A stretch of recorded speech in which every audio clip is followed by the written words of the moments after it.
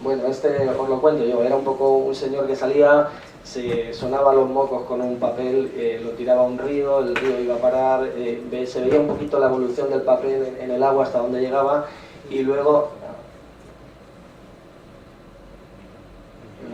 se resiste.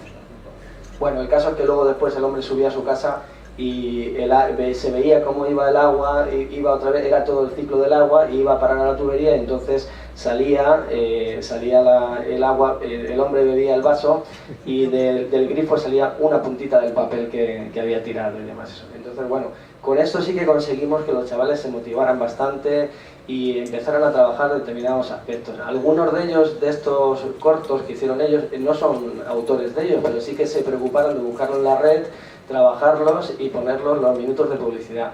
Lo que comentaba alguien durante la mañana, que decía que había una parte, creo que era Cayetano, me parece que era, que decía que había un grupo que se resistía y que resulta que en el último cuarto de hora de pronto se enganchaba. Pues eso me pasaba a mí con los más reacios a eso cuando llegaban los minutos de publicidad, con lo cual ahora introducimos publicidad cada 3 minutos, pero bueno, conseguimos que trabajen, y desde luego lo que se trata, un poco la idea, pues que ellos vayan trabajando ese tema, y eso sí que a mí me ha resultado bastante positivo. Además de, últimamente hemos organizado una de las horas, hemos establecido cuatro grupos. Hay un grupo que se encarga de las noticias de ciencias del país, otro del mundo, otra de periodistas digital y otro digital, no recuerdo. Y entonces una vez al mes, por tratar los temas de actualidad, pues debatimos los diferentes puntos de vista. Están, para que no tengan que defender siempre los mismos, el país, el mundo, lo que vamos haciendo es cambiando. Y bueno, a algunos les toca defender determinadas posturas que a lo mejor no están muy conformes, pero yo creo que eso también da formación científica y demás. Eso todavía no tengo una forma así de si ha sido un resultado positivo, pero bueno, de momento están enganchados. Desde luego lo de la publicidad ya, eso lo vamos a dejar para siempre y demás. Pues, jo contaré la que m'he assit mal. Haureu d'esperar a final de curs perquè encara no m'ha decidit. La que m'ha assit molt mal té a veure amb el que ha dit Víctor abans. Un dels capítols, diversos apartats, ens proposaren que l'ampliaren o les posaren d'una altra manera diferents grups d'alumnes i que feren una presentació en PowerPoint. Bé, quan va acabar i mentre anaves posant cada un dels grups, la resta havia d'anar anotant allò que no entenia. Bé, quan s'ha acabat, el llistat de les coses que no s'entenia era amplíssim. Pareixia que havia parlat un professor. No s'entengué absolutament res, però és que jo no s'entenia tampoc. La pregunta, clar, és si això està ocorrent quan està parlant el professor. Aleshores, això descartat, perquè pareix que utilitzen quasi els mateixos recursos que nosaltres. Moltes paraules tècniques, tot estava farcit de paraules tècniques, però que el discurs era molt pobre al final. La que n'està funcionant, però sotmesa a revisió permanent, és utilització d'alguns capítols de llibres totalment diversos. Per exemple, hi ha un llibre que s'anomena Conspiraciones Tóxicas, molt interessant, i el que fan és agafar un capítol i ells ficar coses i, a més, fer una lectura crítica veient que l'autor en algun moment, jo els dic, dieu, si creu que està mentint, poseu-hi, està mentint, no ha aportat argument suficient o proves o fets, feu una lectura dura del text. I després el comentari. Per eixa via, en el cas de l'evolució, alces el braç un poquet, alça el braç un poc. Alça-lo. Si el proveu, ell té pessigolles, però si jo m'ho faig no en tinc, no?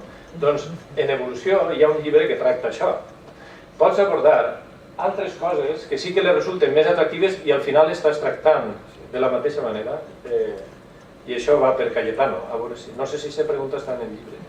Però, per exemple, se m'ha acabat el temps, este 59 segons. L'espiritualitat, per exemple, que en l'actualitat està present, per què en l'evolució està això? Per què està present? I a més, som una màquina virtuosa realment o estem plens de defectes? Aparegué un article en el País, per exemple, que feia una relació de defectes de la nostra màquina en l'evolució, i això fa canviar la concepció que puguem tenir, no? Des del quart, des del Big Bang fins a nosaltres que estem així movent-nos en l'evolució. Total, reflexionar d'una altra manera, sense aprofundir de manera espantosa, no? Però això els enganxa i els fa parlar, dirigir, escriure, argumentar, i que quan agafen un altre text ells no se'l creuen d'entrada. No teniu fama. Aprofitar les intervencions per dejar-nos com Vicent en una direcció. Un dels problemes que es planteja és d'índole, diguem, administrativa. Arriba l'assignatura, a l'institut, diu ara qui la dona? La meva opció de que la donen és de història o tal no triomfa, clar. La llei diu que no, han de ser de física i química i natural, seminaris, veritat que sí? I ara diuen, com ho fem? Podrien utilitzar-se criteris pedagògics? Podrien. Teòricament hauria de fer-se així. Farmacèutic, interessat en coses que van més enllà de la física i la química, ampla tradició, experimentació, etc. Individu capaç de fer una novel·la, fantàstica per cert, en el que parla de meteorologia, astronomia, xun corda, i a la volta parlar de relativitat. Sí, quin xollo, veritat.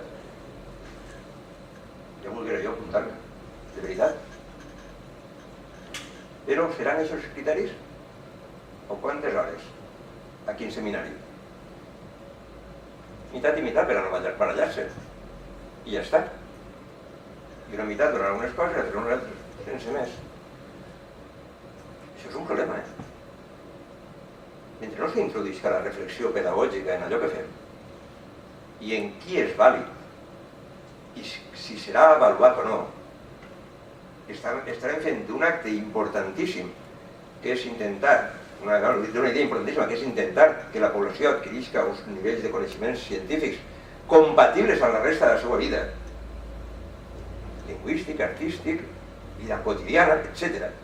Estarem pervertint aquesta idea i transformar-la en un acte administratiu de repartiment d'hores, d'influència, de qui mana en aquest institut, quantes hores tenim, i llavors si vosaltres som més amics del ministre, del conseller o de qui siga perquè ens posi més hores.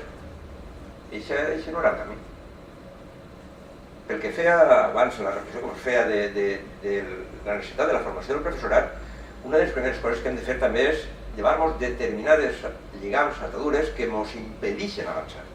Hi ha un poema de Bertolt Brecht, que a mi m'agrada molt, en el que va una persona aparentment bullida, al metge, fan les crosses en les muletes, i diu, trobo que no puc caminar, no camina. El metge l'analitza, fa les proves, i en un moment donat, que l'entrenador està allí esperant el resultat, i allí s'ha deixat les crosses, el metge agarra un estoc i fa el gest de pegar-li una tamborina. Aquell s'alça, bum, i és corrent. Diu, vostè estava bé. El seu problema eren les crosses que portava. El que li impedia caminar era el que portava vostè ahí. I nosaltres portem aquí dins unes crosses increïbles que ens impedeixen caminar. Caminar en el sentit de la ciència. Haurem de llevar-nos això. Naturalment això implica riscos i temors tremendos. Podré caminar? Sabré fer-ho? Però ens atrevim a dir que els alumnes sí que ho han de fer. Han de saber caminar, han de saber-se preguntar. L'esperit crític, com dèiem abans. Tot això